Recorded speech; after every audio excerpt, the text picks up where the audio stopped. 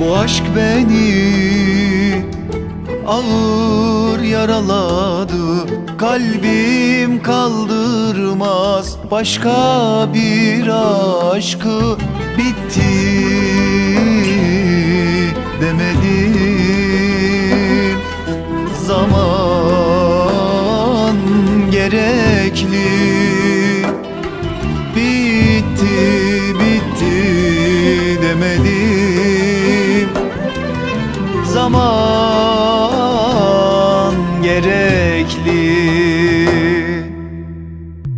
Yaşanan onca anının ardından şimdi neymiş zaman? Hani çok seviyordun, söyle o da mı yalan?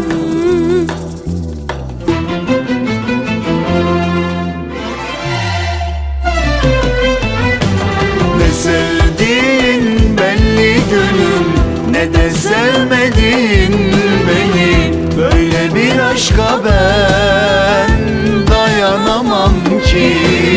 Oyuncak değilim, oynanamam ki. Seveceksen gel sev adam gibi. Gideceksen çık git yabancı gibi.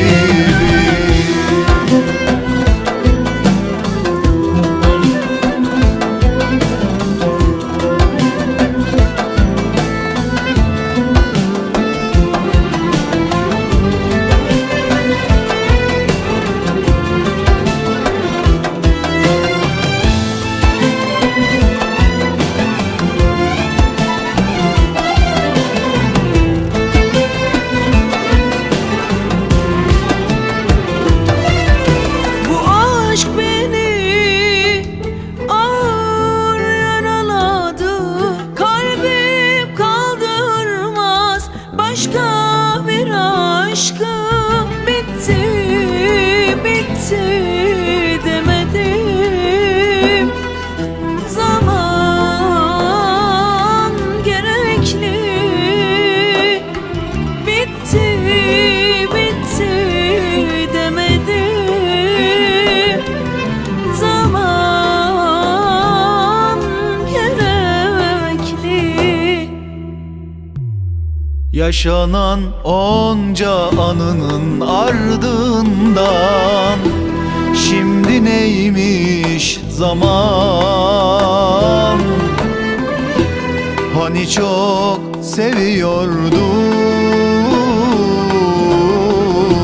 söyle o da mı yalan?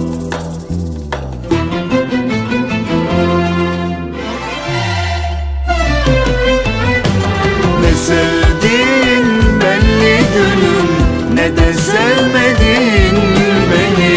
Böyle bir aşka ben dayanamam ki.